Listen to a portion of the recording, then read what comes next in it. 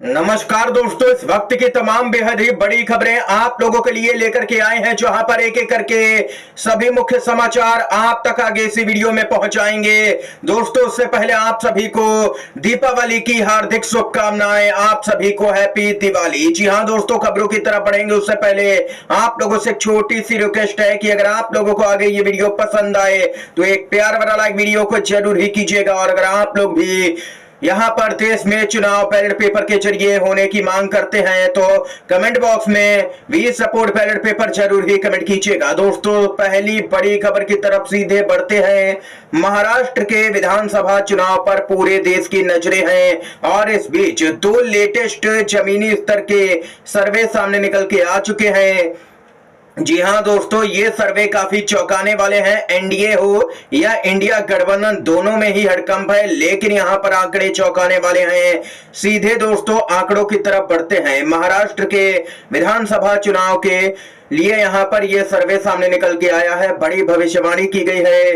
Total seat है 288, majority यानी कि बहुमत का आंकड़ा 145 है। अब सीधे आंकड़ों की तरफ बढ़ते हैं। यहां पर कांग्रेस पार्टी 60 सीटें जीत सकती है, शिवसेना यूबीटी 52 सीटें जीत सकती है, एनसीपी शरद पवार 40 सीटें और कुल मिलाकर के एमबीए 152 सीटें जीत सकता है महाराष्ट्र के अंदर, यानी कि बहुमत से ज्यादा ये यहां पर एमबीए को बहुमत मिल रहा है इस सर्वे में। और वहीं दोस्तों बीजेपी को 72, शिवसेना शिंदे को 26, एनसीपी अजीत पवार को 20 सीटें, यहां पर महायुति 118 पर सिमटती हुई नजर आ रही है, जबकि अन्य के खाते में 18 सीटें।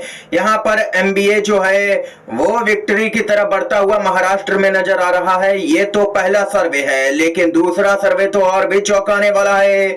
महाराष्ट्र चुनाव का जनमत पोल ने सर्वे किया है। टोटल सीटें 288 हैं। जी हां दोस्तों, बीजेपी 83 से 85 सीटें जीत सकता है, कांग्रेस 50 से 52 सीटें, एनडीए यहां पर 130 से 133 सीटें जीत सकता है, जबकि इंडिया गठबंधन 137 से 141 सीटें जीत सकता है। अन्य के खाते में 16 से 18 सीटें जाती हुई नजर आ रही हैं। फिलहाल के लिए इस सर्वे में अभी इंडिया गठबंधन मामूली अंतर से आगे चल रहा है, लेकिन ग्राउंड पर माहौल इंडिया गठबंधन के पक्ष में ही बन रहा है।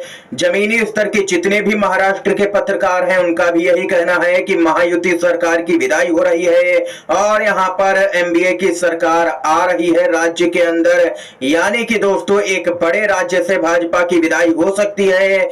यहां पर 23 नवंबर को यह अपडेट आई है सामने निकल के। आप लोग जरूर ही बताइएगा कि आप लोग इन सर्वे से सहमत हैं या फिर नहीं। आप लोग किस पार्टी का समर्थन कर रहे हैं महाराष्ट्र के चुनाव में, यह भी बता सकते हैं। दोस्तों, अगली बड़ी खबर की तरफ बढ़ते हैं। अपडेट आ रही है चुनाव आयोग के द्वारा हरियाणा चुनाव में अनियमितताओं की कांग्रेस के आरोपों को खारिज करने पर कांग्रेस के नेता कुमार दानिश अली ने कहा कि समझ नहीं आ रहा है कि आखिर आरोप कहां पर गलत है। अगर मैं दिन भर अपने मोबाइल फोन को इस्तेमाल करूं तो उसकी बैटरी खत्म हो जाती है, ऐसे ही ईवीएम मशीन में बैटरी है। सुबह 7 बजे से लेकर के शाम तक ईवीएम मशीन का इस्तेमाल किया जाता है, इतने दिनों तक स्टोर रूम में रहती है और जब वो वोटिंग के बाद यहां पर काउंटिंग के लिए आती है तब भी उसकी बैटरी 99% चार्ज होती है। चुनाव आयोग को कहना चाहिए कि ईवीएम मशीन पूरे दिन इस्तेमाल होने के बाद जब भी वे काउंटिंग टेबल पर जाएंगी, चाहे वो एक दिन में जाए या 10 दिन में, उसकी बैटरी 1% भी इस्तेमाल नहीं हो पाती। इसका तो जवाब ही नहीं है,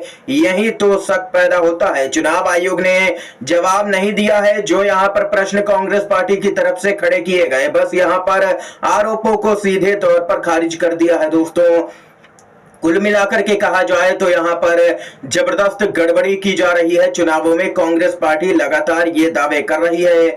यहां पर आप लोगों को दोस्तों बताते चलें, एक नेता नहीं, कांग्रेस के कई नेताओं की तरफ से ऐसे ही बयान लगातार सामने निकल के आ रहे हैं। इसी क्रम में मनीष तिवारी यहां पर बोले, जो कि कांग्रेस के नेता हैं, कि बोले बहुत से देशों ने ईवीएम छोड़ करके बैलेट पेपर का इस्तेमाल करना शुरू कर दिया है, तो फिर हमें आखिर दिक्कत क्यों है। ये मनीष तिवारी ने भी सवाल उठाया है और मांग मांग की है कि हमें बैलेट पेपर पर लौटना चाहिए ताकि निष्पक्ष चुनाव देश के अंदर हो सके। अगर आप लोग भी सहमत हैं कांग्रेस पार्टी की मांग से तो वीडियो को ज्यादा से ज्यादा लाइक कीजिएगा ताकि पता चल सके कि कितने लोग बैलेट पेपर के जरिए समर्थन में खड़े हैं। दोस्तों एक और अपडेट की तरफ बढ़ते हैं। खबर आ रही है महाराष्ट्र के विधानसभा चुनाव से, जहां पर कांग्रेस पार्टी 6 नवंबर को जारी करेगी घोषणा पत्र। मल्लिकार्जुन खड़गे और राहुल गांधी रहेंगे मौजूद। जी हां दोस्तों, महाराष्ट्र विधानसभा चुनाव के लिए कांग्रेस के राष्ट्रीय अध्यक्ष मल्लिकार्जुन खड़गे और लोकसभा में नेता प्रतिपक्ष राहुल गांधी 6 नवंबर को पार्टी का घोषणा पत्र जारी करेंगे। इस मौके पर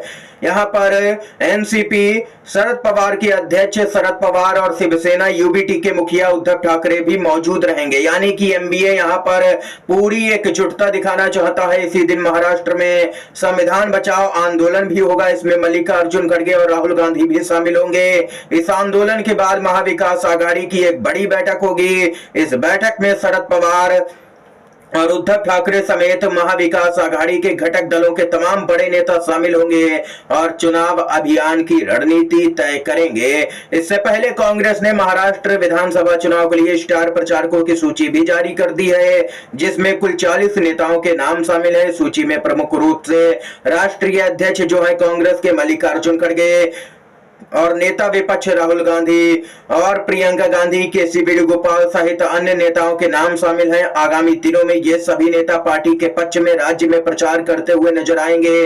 कुल मिलाकर के दोस्तों आप लोगों को यहाँ पर बताते चले, इंडिया गठबंधन महाराष्ट्र में एकजुट है और हरियाणा वाली गलती कांग्रेस पार्टी किसी भी कीमत पर नहीं करना चाहती है महाराष्ट्र में। इसीलिए यहाँ पर भाजपा को हराने के लिए तमाम तरह की रणनीतियों पर काम किया जा रहा है। और वहीं बताते चले कि महाविकास आघाड़ी में शामिल कांग्रेस 103 सीटों पर चुनाव लड़ रही है, जबकि यहाँ पर उद्धव ठाकरे की जो अगुवाई वाली शिवसेना यूबीटी है वो 89 सीटों पर चुनाव लड़ेगी। शरद पवार गुट की एनसीपी 87 सीटों पर चुनाव लड़ रही है और बाकी की बची हुई सीटें यहाँ पर सहयोगियों को दी गई हैं। ये खबर सामने निकल के आई है दोस्तों, देख सकते हैं कि इसके साथ ही अगली बड़ी खबर की तरफ बढ़ते हैं। अपडेट आ रही है, सुप्रीम कोर्ट के वकील यहां पर भड़क गए हैं ईवीएम और बैलेट पेपर के मुद्दे को लेकर के। नरेंद्र मिश्रा जो कि लगातार यहां पर ईवीएम के मामले को उठाते रहते हैं, सुप्रीम कोर्ट के वकील हैं, बोले चुनाव आयोग जी वहां 99% बैटरी का तो बता देते, क्योंकि चुनाव आयोग ने कांग्रेस के आरोपों पर कोई भी जवाब नहीं दिया है कि बैटरी 99% आखिर कैसे चार्ज पाई गई। यहां पर सुप्रीम कोर्ट के वकील ने आगे कहा कि मुझे अपने मोबाइल, कार और घर पर लगवानी है ताकि चार्जिंग का झंझट ही ना रहे। तंज कसा गया है दोस्तों। लोकतंत्र में चुनाव आयोग का प्रमुख कार्य यह सुनिश्चित करना है कि चुनाव निष्पक्ष तरीके से हो ताकि सरकारें जनता के वास्तविक मतों का प्रतिनिधित्व करें।